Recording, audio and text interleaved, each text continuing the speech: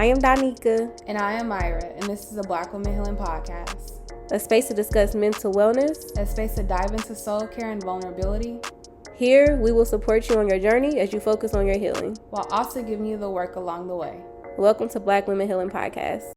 Hey y'all, I am here to announce that our book, Let's Heal, a workbook designed for Black women with various modalities by your co-hosts Donika and Myra, is now at a storefront. And so the storefront is Urbana Goods. It's a community store that brings an upgraded experience of connecting with the community with small crafting gatherings and workshops and supporting other local businesses by housing and selling their merchandise, such as us. And they even sell some of your typical items from the local convenience store. Like y'all, I literally bought some body butter, hair products, and a cute purse all from this store, just to give you a little example. So when you have some time, check out Urbana Goods. It's located in Gardena, California. The actual address is 1756 West El Segundo, Gardena, California, 90249. You can put it in your GPS, whatever you need to do, but go ahead and make your way there and check us out. Hey y'all, we're back with another episode of Black Women Healing Podcast, and I'm really excited for this guest because this person is from my hometown. But before we introduce this person, we're starting off with a random quote by a Black woman, and we just reflect on it. And so, Myra, I know you said you had a quote. Is it something you're thinking of right now? I gotta pull it back up. It was a Viola quote. It was a who quote? Right when I had just closed it, I had it. A Viola Davis quote. Oh, okay, yeah. So Viola Davis has a quote that says, "My biggest discovery is that you can literally recreate your life. You can redefine it. You don't have to live in the past. I found that not only did I have fight in me, I had love." And I really like that quote. I don't know why I've been called to look more into Viola Davis, especially because she's been talking about just like her navigating life as a woman that's not considered pretty. So can you repeat it, please? I was going to say the same thing. Yeah, I can. Okay. My biggest discovery was that you can literally recreate your life. You can redefine it. You don't have to live in the past. I found that not only did I have fight in me, I had love. Yeah. Okay. That's giving me life as a 31-year-old trying to, rediscover what life is going to bring. I love that. Yeah, me too. It's the fight and love part that's like standing out for me, which is like they can both exist in the same time. Like it doesn't have to be one or the other. Yeah. Okay, Viola. And all her quotes are like this. So like if ever anybody's having like a down day, you can literally just Google her quotes and they're all similar to that, just in different wording. Like they're really good. Okay. Y'all heard it. But so let's go ahead and introduce our guest. So today we have Nefertia, and she has a master's in counseling and personnel services from the University of Louisville. She is also a licensed professional clinical counselor in Kentucky. Nefertia serves as a mental health practitioner at a local high school and works in a private practice as a therapist. Come on. Nefertia focuses her hard work on supporting urban adolescents and young adults to overcome mental health barriers, pouring into women and dispelling the stigma of mental health in the Black BIPOC communities. In her leisure time, Nefertia loves being a mom, brunch and karaoke with friends, and traveling. Currently obsessed with Coco Jones music and Sisters Who Kill podcasts. So yes, welcome our guest. Thank you. It is wonderful to be here. Of course. And so let's start off because you have so much good experience.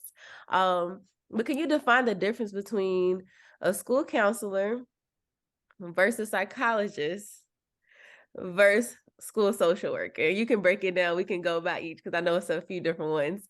But yeah, it's a good question. Definitely. And I'm going to add one into it, a mental health practitioner, which is what I'm currently serving as. So when you look at the breakdown between all these positions, all of them super essential, but different, and unique in their own way. When you are looking at school counselors, especially with our older young people, we are looking at future planning. We're looking at what classes they're taking. We're looking at scheduling. We're looking at balancing social, emotional, and academic supports.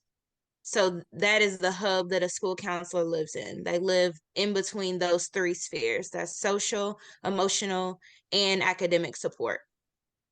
As a mental health practitioner, I currently get to serve strictly within that social emotional sphere. I have nothing to do with academics, which is a huge relief because sometimes young people just need pouring into. They just need, kind words, and they don't want it to have any reflection or ramifications on their academics. I get to deal strictly away from any type of behavioral consequences. I don't live in the punitive world at all, so I really love that.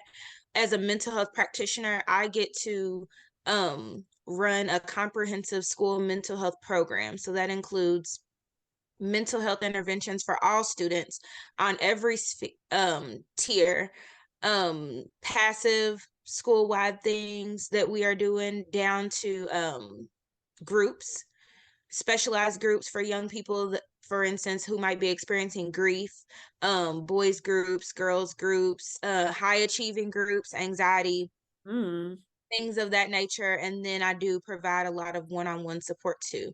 I am also consistently doing crisis related interventions, threat assessments, mental health assessments as young people are really struggling with things like depression and suicidality. And then also just, supporting the adults in the building as well with things that contribute to, positive culture and climate for adults in the school, and making sure, that we are taking care of ourselves too. Education is a lot. Times are changing. Young people are changing. We are evolving. And, we have to keep up with the times. And then also, just imagining all the things that we come into school with from home, from our personal lives, from being a mother, from being a wife, all these things. So making sure that we are taking care of ourselves, because you cannot pour from an empty cup. So making sure that we are our best so that we can, groom our garden and make our young people the best that they can be as well. When we are looking at school psychologists, they are dedicated to, they mostly live in the ECE sphere, exceptional child education, where they are looking at the ways that different diagnoses and learning disabilities contribute to the academic well-being of a student. In all these ways, all of us are looking at the ways that we can pour into young people and help them to overcome the hurdles that they're experiencing in education. So when we are looking at Maslow's hierarchy of needs, our young people cannot reach the highest levels of self-actualization if they are experiencing sort of detriments in, just physical safety, making sure they have the food, the resources that they need, making sure that they feel a sense of love, belonging, safety, making sure that they have a sense of self-esteem, and they can, picture where they're going in their lives. All these things are super important. So when we are looking at a psychologist, they're looking at the ways that some of our young people think exceptionally, and supporting them and bridging the gap to make the education world an equitable sort of platform for them. So what do we need to support young people with ADHD symptoms? What do we need to support young people with anxiety, with mild mental disabilities, things of that nature? That might be sitting down with them one-on-one, being a test prompter. That means working with families, working with outside agencies, speech therapists.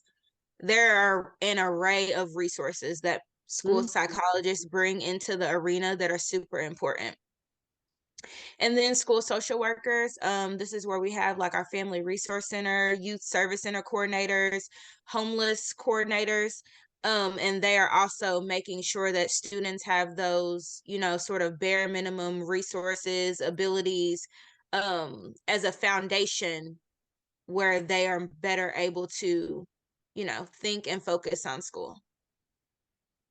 Yeah, wow. Thank you so much for breaking that down. Like you most definitely was able to pinpoint like the differences, because I think sometimes we group it all together. And I get it because the umbrella is helping the students, but it's coming from a different like perspective, each one of them. And even today, even today, like I was like, oh, like I thought you was a school counselor, but mental health practitioner, like the fact that you do get to like take that piece out of it and get to focus like mainly on their mental wellness in general, and it doesn't have to be, like you said, tied to academics. I think that is huge, and it is different. So thank you so much for explaining that. Yeah, definitely supports academic, and I do, talk to teachers when I'm supporting young people on a one-on-one level. I'm able to sort of vouch for them and explain to different teachers, because I mean, understandably, as a teacher, I used to be an English teacher. My focus is to make sure that these students are, knowing their Latin roots, ready for ACT, they have all their verbiage and stuff. I'm not so busy and worried about what they have going on at home. But in order for it's just really important to have like a mental health practitioner as a barrier, and a school counselor access way to just sort of as a barrier and a mediator to help all school staff understand, that, I mean, they say that kids are getting softer these days. We're going soft on kids, they have excuses, they don't like to work hard. But as a young person,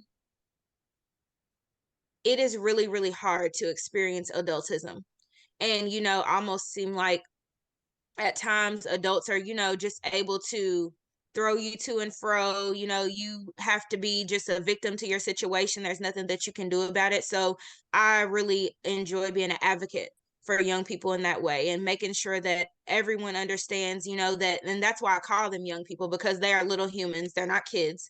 They have a sense of autonomy. They know that some of the things that would be great for them. They know what they like. They know, when you are hurting their feelings or when they feel disrespected. So making sure that they have an advocate, and then also me being able to develop self-advocacy skills within our young people is really important to me.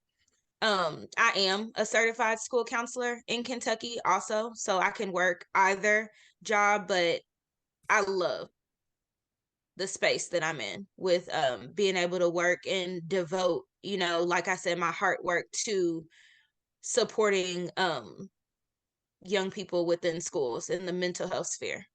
Yeah, most definitely. We're curious about the rules and ramifications around involving parents in the matter of students.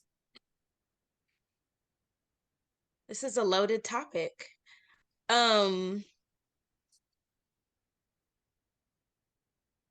think it's more about like consent and things like that. Definitely.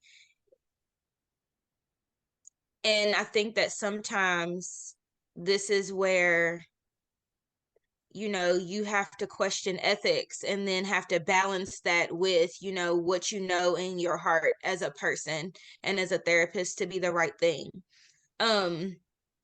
So we love to involve parents. Ethically, parents should be working, as a support whenever any type of therapist, counselor are working with students, because it's sort of like, code switching. We can pour and pour and pour into our young people at school, but when they go home, a lot of that switches off. They turn into a different person. Also, you have to put your best foot forward and present the skills that will support you in the space that you are in. So you can be smart, you can be talented in all these ways at school, but if when you get off the school bus at home and you're walking through your neighborhood, you have to be tough. You have to protect yourself. You have to have your guard up. All those things are super important. So whenever we're talking about working with parents, it's ideal that we have supportive parents to work with, to make sure that they are providing the same, concessions for a student at home, so they can experience that, 180-degree growth. However, a lot of times, especially when we are working with Black and brown students, a lot of parents are still stuck in their ways and, stuck in the sort of generational traumas that we have experienced as Black and brown people. A lot of parents do not want their students to see therapists, to see counselors. We still live by the code, what happens in this house stays in this house. So, students don't feel like they can show up authentically whenever they are talking to a counselor at school. They are stumbling over their words, or, they'll only go so far because they do not want to reveal a lot of the things that are going on in the household. Also experiencing a lot of parents who are combative with utilizing psych drugs as basically another support or another layer of protection for young people, especially when we're looking at anxiety and depression that are debilitating in the academic space. So if I have anxiety to the point where I cannot sit and be and thrive in a classroom, knowing that that is problematic, and that psych drugs are just another way to say, okay, well, here's something that we can offer to try to help you figure this out, or try to, support us in getting to the point where we can use more organic coping mechanisms to get through the anxiety. But and that's understandable, as Black and brown people, we have an inherent and deeply rooted mistrust of the medical system. So we definitely understand. But for all these reasons, involving parents when we are working with students in school counseling or in therapy can have its pros and cons. Ethically, anytime you're working with students, especially under the age of 16, you do need parent consent. If you plan to work with them on a regular basis. Whenever we're talking about working with students on a crisis related incident, or some type of when they are having a mental health crisis, emergency mental health support, we do not need consent. But in order for students to continue to come see us on a regular basis, they do need some type of parent consent on file. As we are referring students who are experiencing, severe depression, anxiety, and sometimes either passive or active suicidal ideation, we do have to have the consent of parents. Yeah. When As you were talking about that, I was just thinking about, and I'm pretty sure Myra is too. In California, it's different, like the age. So like here, the consent is like, it could be 12 years old, contingent upon what's going on. Awesome. Exactly, right? Yeah, California, this is it's some good things about it in some pieces, but contingent upon what's going on with them. It could be 12 years old, and so just thinking, hearing you talk about like 16, like all the things that can happen in those really important ages. And if the parent is not giving consent, then you can't do anything, right? Yes, definitely. And then even, I mean, to be honest, I really appreciate one of our local hospitals, because they do allow young people at the age of 16 to consent for themselves for mental health treatment. But also it still keeps them in a box, because, okay, say a student has to go in for inpatient because they're experiencing some suicidal ideation. They can sign themselves into the hospital. They can see somebody while they're there. That'll last 4 days. They give them a prescription, for some type of psych meds for 30 days. After that, that student is on their own to have to find another therapist and another psychologist. And you can't do that if you are under 18. So I think that all that contributes to the sort of cycling in and out of the hospitals that we see with our young people. Also, one situation that's been very heartbreaking to me personally in working with high school age students and young adults is seeing that a lot of them do not have parents. They have a, physical parent, their parent is alive, but parents are not willing parents are not able, parents are not in contact. We have so many young people who are living independently, either physically living with, you know, friends of a family, an aunt, sometimes an uncle, sometimes living on their own. Sometimes they live in the same house with a parent who will physically let them live there, but is not willing to pour into them as parents should do. So, in situations like that, when you do not have a parent to sign off who is willing to support you in getting mental health support, it is just a terrible situation to see. And you Yeah, know, as you talk about this too, I'm thinking of like this, the question of the themes, the themes mhm, issues with young Black girls in particular, but even right now, it sounds like one of the things definitely. is them not having parents, like they're not being parented, they're independent already. Is there anything else like themes you're noticing? Can I share something real quick? Because Definitely. I think something that a lot of people are not aware of are crisis hotlines for teens. And I only know this because I used to work at one all of high school, and that's how I became a therapist. But oftentimes there are these crisis hotlines, and they're in different states. I know in California, like, of course, we have one. But for those who are listening, if maybe you know someone who might be a teenager or a child who might need some support, have them reach out to a teen crisis hotline. If you're here in California, we have Teen Line. It's a teen hotline, and they have a 800 number you can call. They also have a text support thing you can use. You can go on your laptop and contact them. They have tons of resources, but from them, I've learned that there are places across the world. There's also the Trevor Project, which operates nationwide. So these are places that you can reach out to. I work for both of these places. I know that they're great and they offer tons of resources. If you're not able to talk with a therapist, you can call these people and they're trained. So that's an option. So I just had to share that.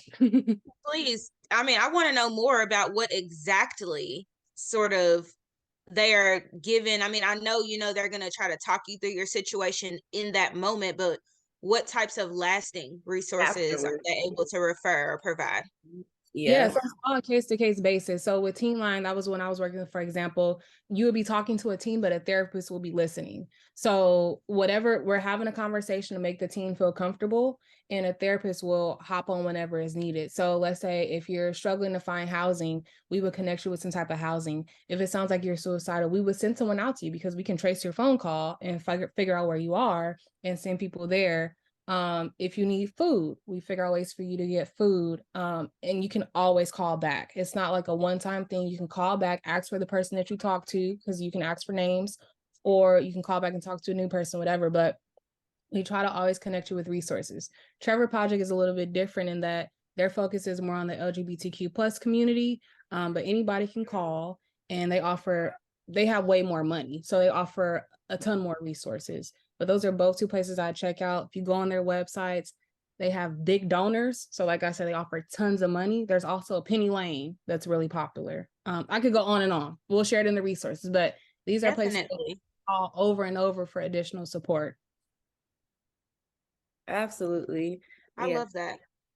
Yeah, me too. But so what I was asking about was like these themes of issues with young Black girls in specifics. Like, have you noticed any like working with the young Black girls? Definitely. I would say one of the most prevalent themes that continues to come up is Black mother-daughter beef.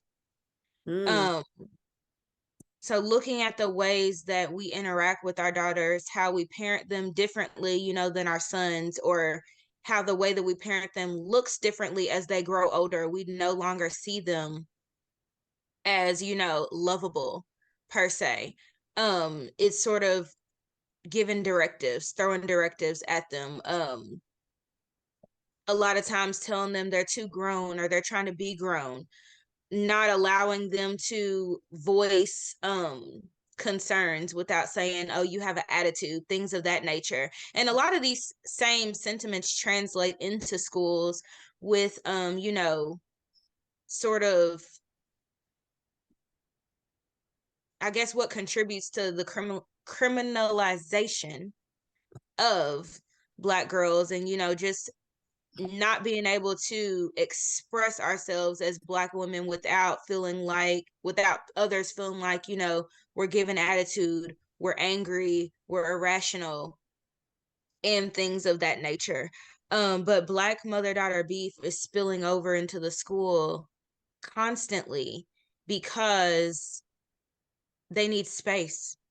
I have girls meeting me at my door every day, every Monday morning, never fails, that just need a safe space to be at that moment, whether it's, to listen to music. Cause I'm like, y'all give me a lot at 7:40 in the morning. I too need peace for a minute. So at times it's, just listening to music, giving them a second to woosah, sort of unpack that emotional backpack that they are bringing in with them every day.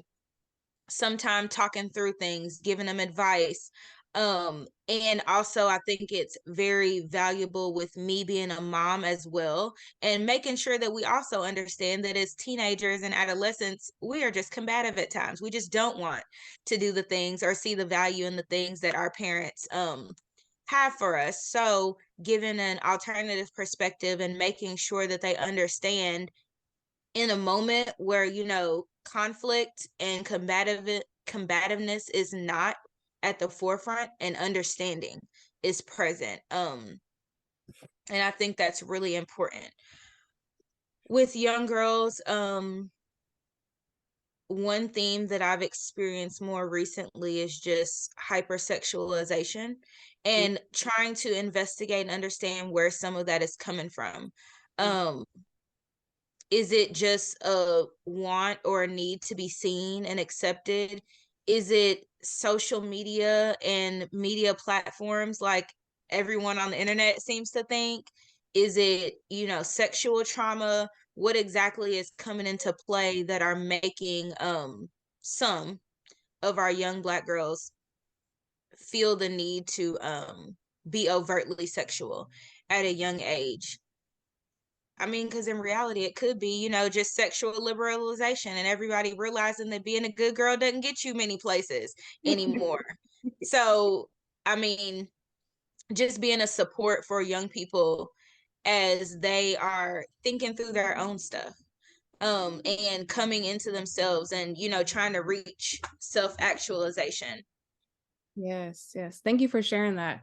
As we wrap up, I'm curious if you have any takeaways for our listeners, and it can be anything that you feel like is important to highlight. I think it's important, just to sort of always live in the space of Sankofa and seeing, how we can take what we have learned and reach back, and pull our young people up, just young people that you are connected to. It's my job, so obviously I'm always doing it, but it's definitely valuable for us as young adults, not as young as they are, but not too far removed, to be able to pour into the young people in our lives. So whether that means, sending motivational text messages, whether that means just checking in and providing them an authentic space to get some things off their chest, give sound advice, because they are getting advice from their peers, and that is dangerous. And just finding ways that we can support the young people in our lives is super important to me.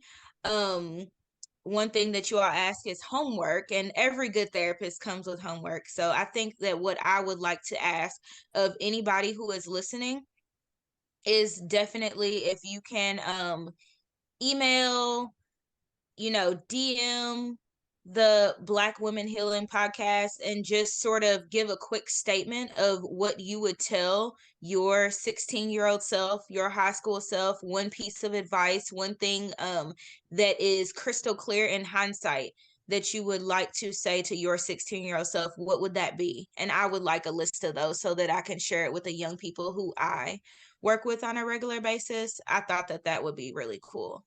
Yeah, definitely. That's a great idea. Yes, absolutely.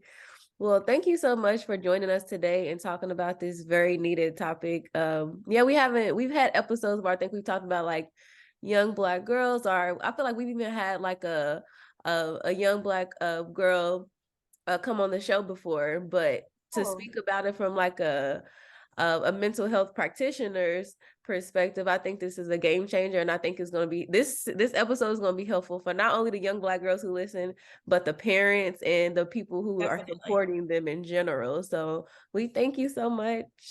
Yes, thank you. It is my pleasure. Seriously. Absolutely. Hey y'all, hope you enjoyed that episode. I just wanted to share a resource if you're curious about Black girls and their criminalization within schools, because oftentimes we talk about the school to prison pipeline with Black men, but we oftentimes will talk about Black women. There is a documentary and a book called Pushout. The book can be a lot to read unless you're like in education and that's your interest. So I highly recommend the documentary. It's nice and short, gets straight to the point, just to help you learn a little bit more about how Black girls are being treated and the ways that we can start to make a change. So highly suggest that. Danica, do you have anything to share? I mean, just wanting like these systems to be better. Like even talking to Nefertia about the fact that the consent level 16 and all of that, and living in California, I think that I have like a lot of times I forget how conservative Kentucky is, and like how that impacts, like that's why mental health a lot of times is not talked about as much, or it's not, to be honest, in some ways it's not thriving as much, because listen to what we talking about. That's wild. 16? Do you know what happens before you're 16? And if your parent is telling you no, you can't go to therapy, like that is just wild to even think about, you know? So it's just making me think about, like, we have a lot of work to do. And I'm wondering, even like in states like that, and it sounds like Nefertia is talking about it, about like, you know, you got to get creative and trying to figure out ways to help those young adults or young kids who are not able to get consent from the parent. Like, what other ways can you do it? Can you form it in groups or whatever? But yeah, it's just making me think about the system and how much work is needed to be done. But that's it on my end. Well, thank y'all for tuning in.